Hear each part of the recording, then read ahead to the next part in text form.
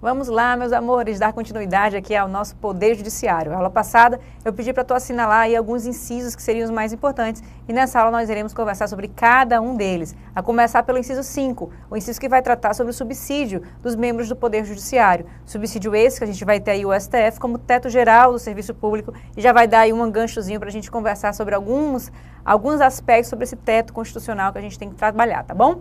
E aí, já te aproveitando, né, chamando a atenção, dá uma analisada nesse inciso 5 e lembra, tá, que a gente precisa analisar também lá as garantias do Poder Judiciário, as garantias da magistratura, que fala da irredutibilidade dos subsídios, que está lá no artigo 95. Então, já coloca aí no teu caderno uma observação, ler também o artigo 95, para a gente poder fazer aí uma inserção entre os dois, tá? Quando eu estiver vendo o artigo 95, a gente volta para cá, para poder, né, casar aí esses dois incisos, esses dois dispositivos constitucionais que tem tudo a ver um com o outro, tá bom? Eu vou ler primeiro contigo esse inciso 5, tá? Você vai ver que não vai entender nada na leitura, aí eu vou lá, vou fazer um esquemazinho, vou te explicar o que significa, aprofundar um pouquinho, e aí a gente volta e faz uma nova leitura, que aí você vai ver que vai entender tudo, tá bom? Vem aqui comigo, olha só.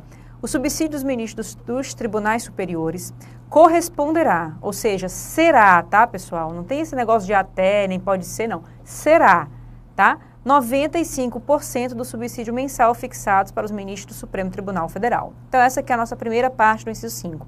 O subsídio dos tribunais superiores vai ser 95% do subsídio dos ministros do Supremo Tribunal Federal.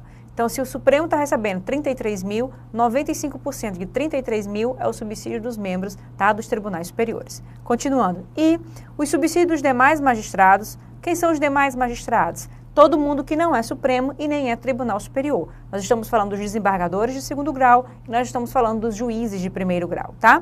Serão fixados em lei e escalonados em nível federal e estadual. Lembrem-se, como eu já falei para você, que estadual é só o TJ e juiz estadual. Todos os demais são federais. Federal comum, né, na Justiça Federal, e federal especializado, da Justiça Trabalhista, da Justiça Eleitoral, né, e da nossa Justiça Militar. Conforme a respectiva categoria da estrutura judiciária nacional. Que categoria é essa, pessoal? Primeiro e segundo grau. Não podendo a diferença entre uma e outra, entre uma categoria e outra, ser superior a 10% ou inferior a 5%. Ou seja, a diferença entre primeiro e segundo grau tem que ficar entre 5% e 10%. Não pode ser menos, nem pode ser mais. Nem exceder a 95% do subsídio mensal dos ministros dos tribunais superiores, tá? E esse total que eles recebem não pode aí exceder a esses 95% dos ministros do Tribunal Superior, não é do Supremo, tá? Obedecido em qualquer caso, o disposto no artigo 37, inciso 9, inciso 11 e 39, parágrafo 4º, que vai tratar do nosso teto, né, pessoal? Aquele teto que vai impedir que qualquer servidor receba mais do que os ministros do Supremo. Obviamente, e como toda regra, existem as suas exceções e nós iremos tratar agora, tá? Preste atenção, levante as orelhas, arregale os olhos, venha para cá. O que foi que o nosso inciso 5 falou? Ele falou o seguinte, ó, Supremo Tribunal Federal, o Supremo Tribunal Federal, aqueles 11 ministros que estão aqui, o que eles receberem de remuneração vai servir como teto do funcionalismo público, tá certo? Abaixo dele estão os ministros dos tribunais superiores, que nós já vimos na aula passada, não foi? Falei com você, STJ, TST, TSE e STM, tá? Esses ministros dos tribunais superiores, eles irão receber, não precisa nem lei fixar, tá? Já está marcado, eles irão receber 95% do que os ministros do Supremo Tribunal Federal recebem. Então, se houver um aumento no salário dos ministros do Supremo, necessariamente haverá um aumento no salário dos ministros desses tribunais superiores, certo? Primeira observação, 95% do salário dos ministros do STF é o salário dos ministros dos tribunais superiores, 95%, portanto. Abaixo desse pessoal, a gente já sabe, temos aqui tanto o TJ como o TRF, não é assim? Como o TRT, como o TRE, tá? E abaixo desse pessoal nós temos os juízes, né? De primeiro grau, trabalhista, eleitoral e a nossa junta, né? militar. Esse pessoal aqui, pessoal, eles vão ter o salário deles fixados em lei, tá? É uma lei que vai definir quanto que eles irão ganhar, diferentemente dos membros, né, dos tribunais superiores que não precisam de lei. O STF também precisa aí de lei, tá? Nós temos aí, portanto, lei que eu falo em sentido lato. Não vou dizer qual é a espécie, isso aí você não importa. O que importa é que o único que não precisa de lei para fixar a sua remuneração são os membros do Tribunal Superior, porque uma lei que fixa a remuneração dos membros do Supremo já fixa automaticamente, por disposição constitucional, a remuneração dos ministros do Tribunal Superior. Os demais precisam de lei. Tranquilo? Muito bem. O que a Constituição ainda fala? A Constituição diz o seguinte, que essa lei aqui, ó, que fixa o salário desse pessoal, a remuneração desse pessoal, tem um limite de 95% do salário dos ministros dos tribunais superiores. Ou seja, nenhum membro de tribunal de segundo grau, nenhum juiz de primeiro grau pode receber como remuneração algo que ultrapasse 95% do que os membros dos tribunais superiores recebem. Isso não poderá acontecer porque a Constituição traz essa limitação de até 95%, tá bom? Essa lei, portanto, ela tem uma limitação. Ela não poderá fixar a remuneração desses membros do Poder Judiciário acima de 95% do que os membros dos tribunais superiores recebem.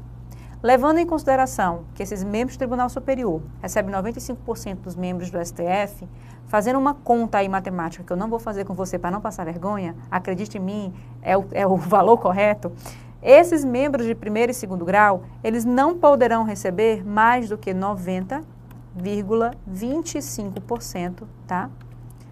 Dos membros aqui do Supremo. Ok? Então, eles receberão no máximo, 95% dos membros dos tribunais superiores e 90,25% daquilo que os membros do Supremo recebem, ok? Esse é o teto máximo deles, tá certo? Muito bem. Outra coisa que a Constituição fala, ela fala o seguinte, que entre uma e outra categoria da magistratura nacional, primeiro e segundo grau, não poderá haver uma diferença na remuneração superior a 10%, ou seja, o que um juiz de primeiro grau ganha e um desembargador ganha, a diferença entre eles, da remuneração deles, não pode ultrapassar de 10%, tá? Como também não pode ficar inferior a 5%. Então, eles vão ter aí uma remuneração, onde a diferença vai ficar girando aí em 5,1% e 9,9%. Vamos colocar assim, tá certo? De diferença entre eles. Assim, né, vai precisar fazer cálculo na hora da prova, porque eu sou péssima em porcentagem. Não, graças a Deus você não precisa. Graças a Deus mesmo, porque eu não saberia explicar, né? Enfim, deixa para o Thiago Pacífico fazer isso, né? Aqui a gente só precisa decorar que a diferença entre primeiro e segundo grau não pode ultrapassar, tá? Os 10%, nem ser inferior aos 5%, tá bom? Esse é o texto lá do nosso artigo 93, inciso 5, tá? Vou voltar lá, só para a gente poder dar uma conferida, tá aqui. O subsídio dos ministros dos tribunais superiores corresponderá a 95% do subsídio mensal fixado para os ministros do Supremo Tribunal Federal. E os subsídios dos demais magistrados serão fixados em lei, tá? E escalonados em nível federal e estadual, conforme as respectivas categorias da estrutura judiciária nacional, não podendo a diferença entre uma e outra, tá, ser superior a 10% ou inferior a 5%, nem exceder a 95% do subsídio mensal dos ministros do Tribunal Superior, tá? Ou 90,25% dos membros do STF, tá certo? Isso aqui é o que o nosso inciso 5 traz pra gente, ok? Muito bem. O que mais que a gente precisa aprender aqui?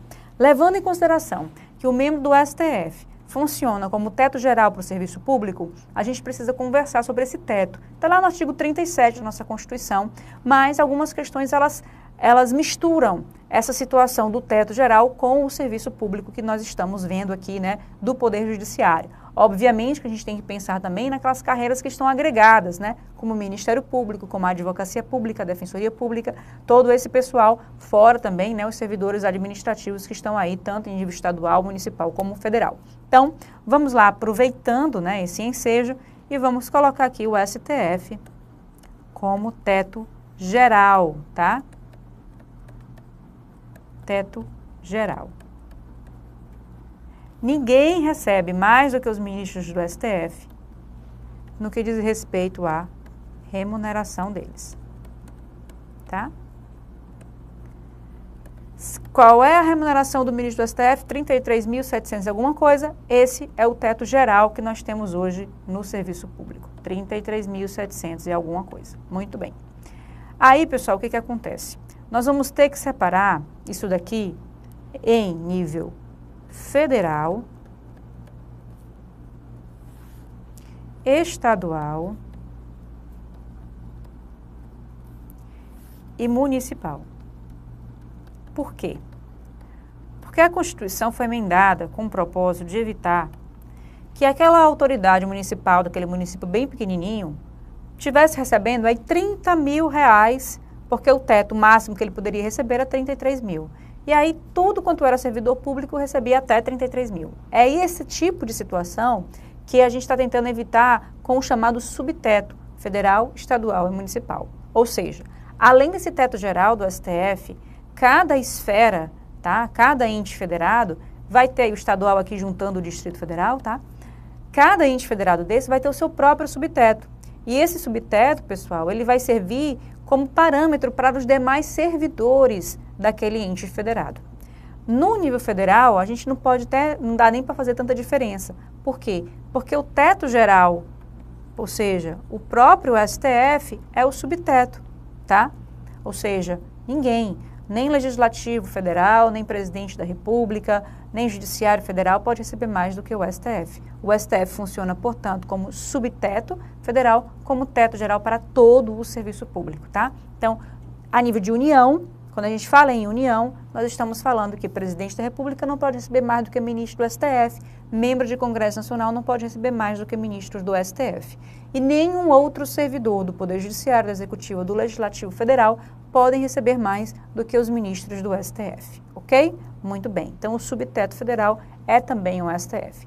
Estadual tem aí duas variações. Uma variação, o Estado poderá colocar um subteto único. O que é o subteto único? Dizer o seguinte, que aqui no meu estado, ninguém recebe mais do que desembargador.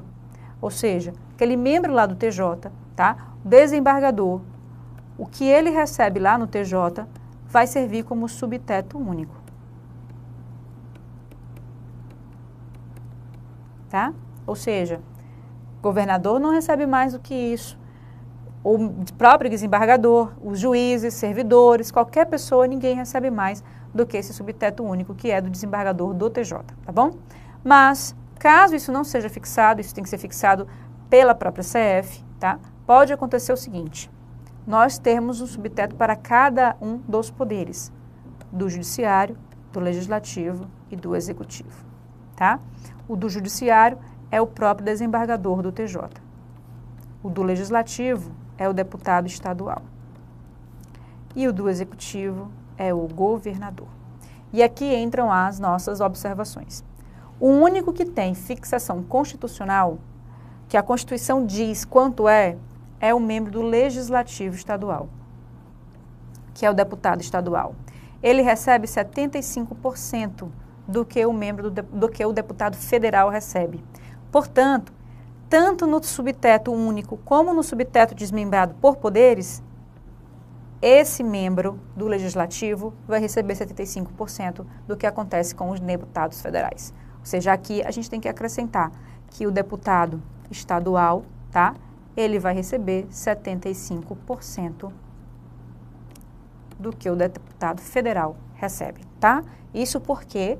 Porque dentre todos esses daqui, há um único que tem algum tipo de mencionamento, de menção constitucional, é em relação ao deputado estadual. Lá no artigo 27 da Constituição, a Constituição diz que ele recebe 75% do que o deputado federal recebe. Então, não dá para uma lei fazer diferente. A lei, portanto, tem que se submeter ao que a Constituição diz e, nesse caso aqui, está submetido. Tanto no subteto único como nesse subteto diferenciado, tá? Em relação ao executivo, nenhum servidor do executivo poderá receber mais do que o governador. Só que a gente tem algumas situações peculiares. Por exemplo, o procurador do estado. Ele é servidor, tá? Do estado. O membro do Ministério Público Estadual, ele também é servidor do estado. E o defensor público estadual, ele também é servidor público do estado.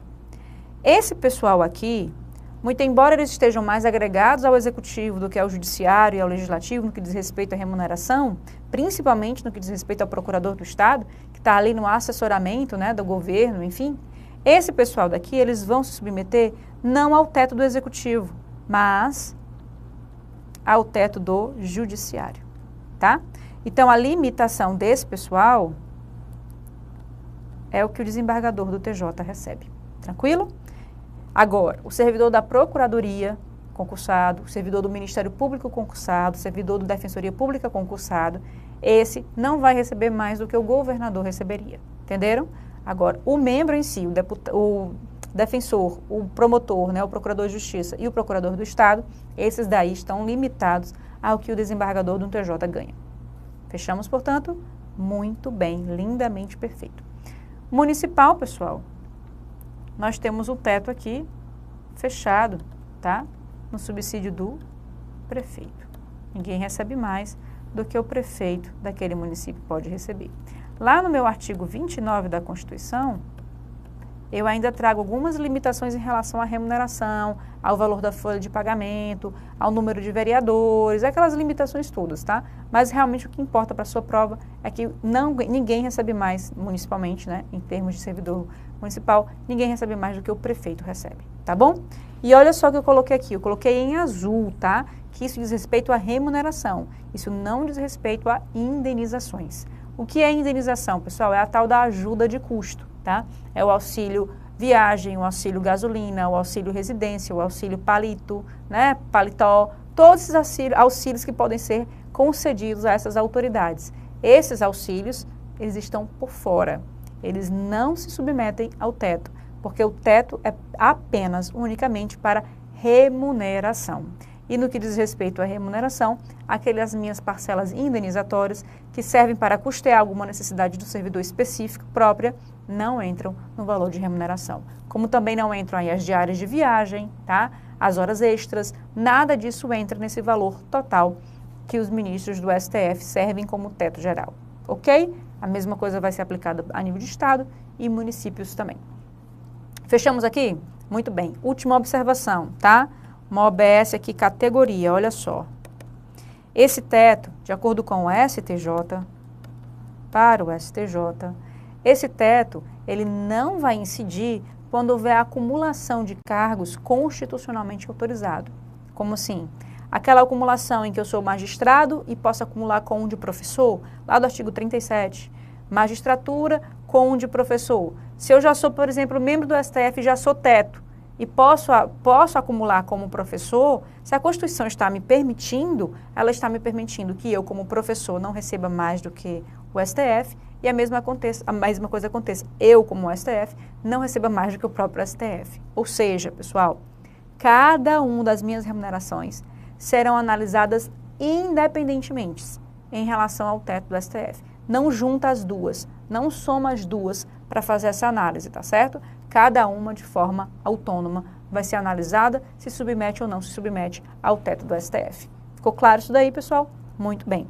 A mesma coisa vai acontecer para aqueles outros cargos que eu tenho remuneração acumulada, como acontece, por exemplo, com um membro do STF que é presidente do CNJ. Aquilo que ele recebe no CNJ, ele vai poder acumular junto com a sua remuneração no STF, sem passar aí pelo teto. A mesma coisa acontece com o membro do STF, que vai fazer parte do TSE, com o membro do STJ, que faz parte também do TSE, tá? Cada uma das suas remunerações serão analisadas autonomamente, independentemente, em relação ao teto judiciário. Não há somatória das duas para submeter ao teto. Por quê? Porque a Constituição falou, o STF, né, o STJ vem entendendo dessa forma. Se a Constituição autorizou essa acumulação, obviamente que a remuneração também está autorizada. O que não pode acontecer é que o chamado, né, voluntariado, o trabalho voluntário, para eu não estar recebendo nada e estar ganhando e estar trabalhando porque a Constituição mandou eu trabalhar, né? Vamos botar assim, em palavras bem leigas, em termos bem leigos. Sou ministro do STF, a Constituição diz que necessariamente sou presidente do CNJ, mas eu não vou receber nada por essa presidência porque eu já sou ministro do STF e eu já sou o próprio teto. Isso não pode acontecer, até mesmo, né, por conta desse enriquecimento ilícito. A administração estaria usando de uma mão de obra sem estar remunerando por ela. Então, por conta disso, havendo possibilidade de acumulação constitucionalmente prevista, haverá também a possibilidade de remuneração casada, tá bom? E cada uma analisada de forma independente em relação ao teto geral ou ao subteto devido. Fechou? Ficou claro? É esse o entendimento do STJ e esse é o entendimento que o STF vem encaminhando, tá? Deve ter repercussão geral sendo julgada aí a qualquer momento, fiquem atentos, tá certo? Já sai alguma coisa em relação a isso. Fechamos, pessoal? Ficou claro aqui? Muito bem. Vamos lá para a nossa Constituição, então. Voltando aqui para ela. Onde é que eu estou? Cadê minha Constituição? Está aqui. Pronto. Bora lá. Inciso 8º, tá? O ato de remoção, disponibilidade e aposentadoria do magistrado por interesse público fundar-se-á em decisão por voto da maioria absoluta do respectivo tribunal ou do Conselho Nacional de Justiça, assegurada a ampla defesa. Mais uma vez, inciso 8º, coloca aí, ler artigo 95, tá? Porque também vai fazer referência a uma garantia. O inciso 5 fala da irredutibilidade dos subsídios e o inciso 8º fala da minha inamovibilidade. São as garantias que eles são relacionados, que a gente vai ver mais na frente, eu vou falar com você de novo. O que eu tenho que entender aqui no meu inciso 8º? Remoção, disponibilidade e aposentadoria são institutos do direito administrativo. Remoção é eu manter a minha mesma classe, eu sou servidor público de mesma classe, só mudei de lugar de onde eu estou trabalhando. Saí de uma comarca, fui para outra, mas eu continuo na mesma classe do serviço público. As carreiras não são escalonadas, nível 1, nível 2, nível 3, pronto, eu continuo nível 2. Só mudei de lugar onde eu vou trabalhar. Isso aí é remoção. Disponibilidade é quando o servidor é colocado em disponibilidade, ele não está atuando, recebe, tá, digamos aí, de alguma forma compensatória, algum valor, que ele não vai receber tudo, ele vai receber algum valor por estar em disponibilidade, por vários motivos, ou porque já tem alguém na sua vaga, ou porque foi necessário colocá-lo em disponibilidade, enfim, existem seus motivos administrativos para isso. E o outro instituto é a aposentadoria, né, que você já sabe, quando chega lá aos 70 anos, ele vai ser aposentado. Lembrando que agora, né, a emenda constitucional promulgada já, que os membros dos tribunais superiores e STF apenas, tá, terão aí a sua aposentadoria para 75 anos. Mas, até então, o restante fica todo mundo com 70 anos. Muito bem, esses três institutos, remoção, disponibilidade e aposentadoria do magistrado, por interesse público, é um tipo, tá? Não é voluntário, é por interesse público, ele não pediu para ser removido, nem posto em disponibilidade nem aposentado, quem está fazendo isso é a própria administração pública, de ofício, tá? Tem que acontecer como? Juntar aí maioria absoluta do seu tribunal ou do Conselho Nacional de Justiça. E, em qualquer caso, sempre assegurado a ampla defesa. Então, você está vendo que não é nada favorável, não é nada legal. Ele vai ter que se defender para que essa remoção, essa disponibilidade, essa aposentadoria não aconteça. Veja que não é por vontade, é por imposição, tá? Alguns doutrinadores, inclusive, veem isso como uma forma de sanção a esse magistrado, certo? Daí a garantia da ampla defesa. Vejam que eu não tenho um contraditório, tá? Ele não vai precisar se manifestar de todos os atos que acontecem nesse processo administrativo. Ele vai precisar apenas se defender. Ampla defesa. Então, remoção, disponibilidade, aposentadoria do magistrado por interesse público, ou seja, por força da própria administração, não é a pedido dele, somente por voto da maioria absoluta do Tribunal do Conselho Nacional de Justiça, assegurada a ampla defesa. Deixem isso aqui bem claro, pessoal, porque isso aqui não é que seja algo de ontem, né? Mas para o direito, como é 2014, é recente, apesar de já ter aí mais de 10 anos, né? Mas acaba sendo aí, de alguma forma, recente e a gente tem algumas questões envolvendo isso daqui, tá? Então, remoção, disponibilidade e aposentadoria por interesse público, só com maioria absoluta dos votos do tribunal e do CNJ, assegurada a ampla defesa. Maioria absoluta, tá? Cuidado que antigamente era maioria relativa. Continuando. Inciso 9º. Todos os julgamentos dos órgãos do Poder Judiciário serão públicos e fundamentadas todas as decisões. Pessoal, regra geral. Toda decisão tem que ser fundamentada. Se for uma decisão para alguém cumprir, que vai recair sobre a esfera jurídica de uma outra pessoa, ela necessariamente tem que ser fundamentada. Tem que se dizer por quê, tá? Agora, que todos os julgamentos serão públicos, talvez não. Aí a gente vai ter aí as nossas exceções. O que não tem exceção é a fundamentação de toda decisão. Ela tem que ser fundamentada. Nem que seja de acordo com a súmula vinculante tal, e você vai ter que procurar a súmula vinculante, mas tem que ter alguma fundamentação, tá bom? Então, Decisão fundamentada, julgamento público. Sempre decisão fundamentada. Julgamento público quando for necessário, tá? Então, olha só. Julgamento aqui público e fundamentada todas as decisões sob pena de nulidade. Podendo a lei limitar a presença em determinados atos, inclusive o ato de julgamento, tá bom? Então, não são para todos os atos, não é apenas para julgamento, é para vários atos, entre eles, tá? O ato de julgamento. A lei pode limitar essa presença às próprias partes e a seus advogados, ou somente a estes. Quem são estes? Seus advogados. Como assim? Assim, não estou entendendo. O que eu estou falando para você é o seguinte, a motivação de uma decisão, ela sempre vai existir, tá?